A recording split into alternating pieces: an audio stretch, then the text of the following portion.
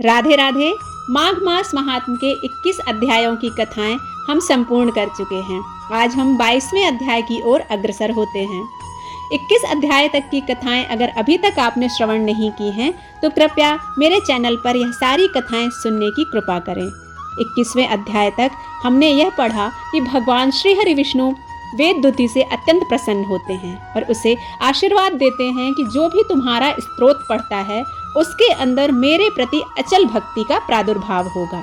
22वीं कथा में कहा गया है कि भगवान यह कहकर अंतर्ध्यान हो जाते हैं। तब देवनिधि कहने लगे, हे महर्षि, जैसे गंगा जी में स्नान करने से मनुष्य पवित्र हो जाता है, वैसे ही भगवान की इस कथा को सुनकर मैं पवित्र हो गया। कृपा करके उस स्तोत्र को कहिए जिससे उस ब्राह्मण ने भगवान को प्रसन्न किया। लोमस जी कहते हैं कि उस स्तोत्र को पहले गरुण जी ने पढ़ा, उनसे मैंने सुना। हे विप्र, यह स्तोत्र अध्यात्म विद्या का सार, पापों का नाश करने वाला है। वासुदेव सर्वव्यापी चक्रधारी सज्जनों के प्रिय जगत के स्वामी श्री कृष्ण को नमस्कार है। जब स्तुति करने वाला जिसकी स्तुति की जाए तथा सभी जगत विष्णुमय है तो किसकी स्तुति की जाए। जिस भगवान के श्वास वेद हैं, फिर कौन सी स्तुति उनकी प्रसन्नता के लिए की जा सकती है। जिसको वेद नहीं जान सकते, ना वाणी ना मन जान सकता है, उसकी स्तुति मैं अज्ञानी क्या कर सकता हूँ। सारा चर अचर संसार जिसकी माया चक्र से घूम रहा है, इसी से हे प्रभु आप चक्रधारी कहलाते हैं। ब्रह्मा विष्णु आप ही हो। सारे संसार को उत्पन्न करने वाले ब्रह्मा को भी आप उत्पन्न करने वाले हो। जब जीव शरीर को धारण करता है तब उसमें ज्ञान उत्पन्न होता है। तुम सब सुखों के दाता हो, इसमें कोई संशय नहीं है। आपसे संपूर्ण सुखों को देने वाली बुद्धि उत्पन्न होती है। आप ही 5 कर्मेंद्रिय, पंच महाभूत तथा मन के विविध भाव हो।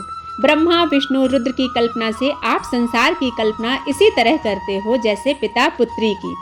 कवियों में जो रूप शोभा देता है उन निर्गुण विष्णु भगवान को मैं नमस्कार करता हूँ। जिसमें ज्ञान रखने से श्रुतियों में कहे हुए कर्मों को लोग करते हैं, उस परम ब्रह्मा को मैं नमस्कार करता हूँ। मैं उस सतरूप हरि को, जिसको योगी लोग सब प्राणियों में आत्म रूप में देखते हैं, उपासना करते हैं, जिसको अद्वैत कहते हुए गाते हैं और यज्ञ करते हैं, उस माधव भगवान को मैं नमस्कार करता हूँ।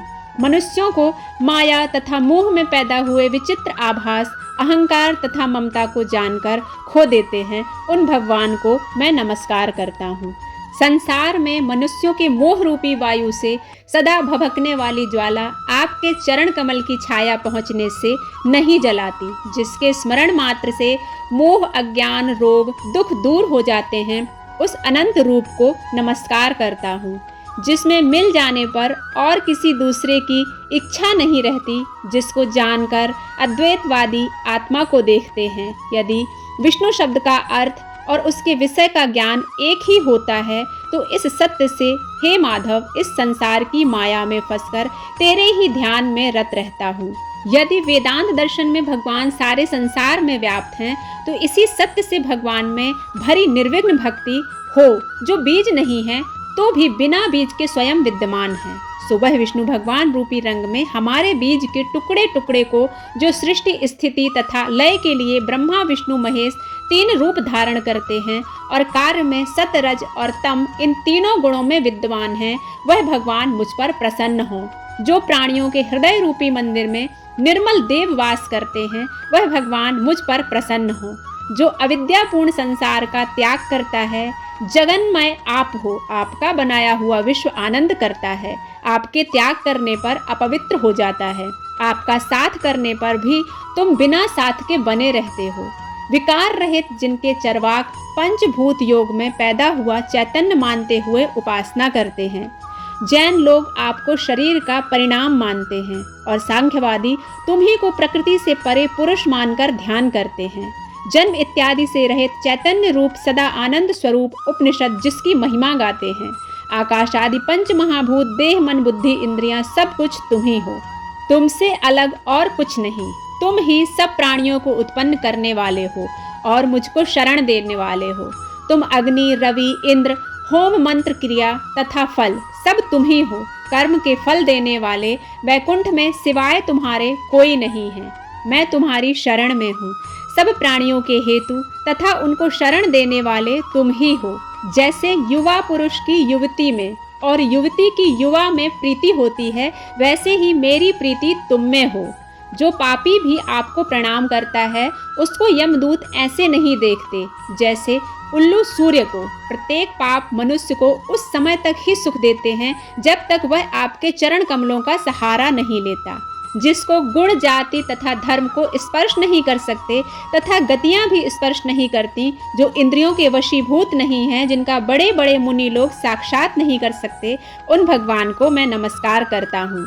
जितने ज्ञान रूपी सुंदर गुण हैं, जिन्होंने सुख स्वरूप मोक्ष रूपी लक्ष्मी का आलिंगन किया, जिन्होंने आत्म स्वरूप सुख भोगा है और जिन्होंने ध्यान रूप में मृत्यु को वश में कर लिया है, ऐसे मुनियों से सेवित भगवान को नमस्कार है।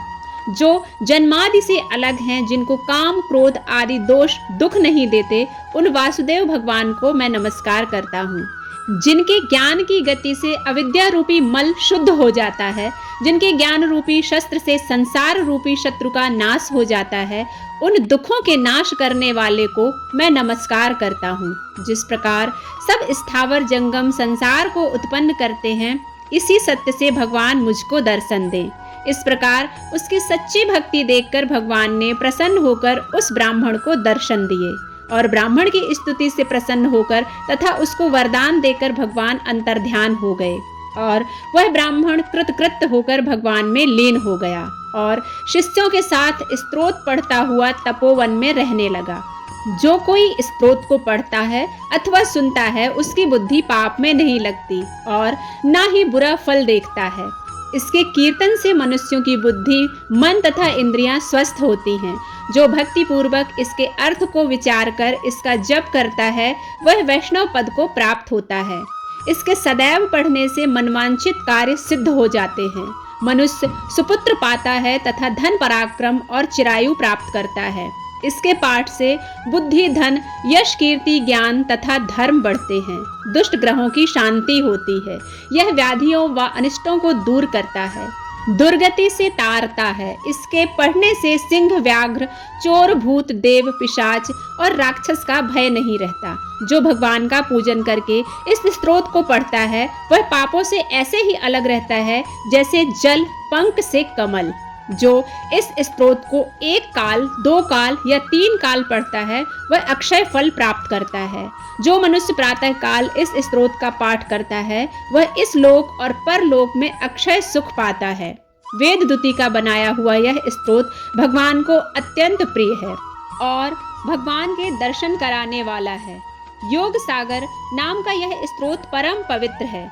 जो कोई भक्ति पूर्वक इसको पढ़ता है, वह विष्णु लोक को जाता है।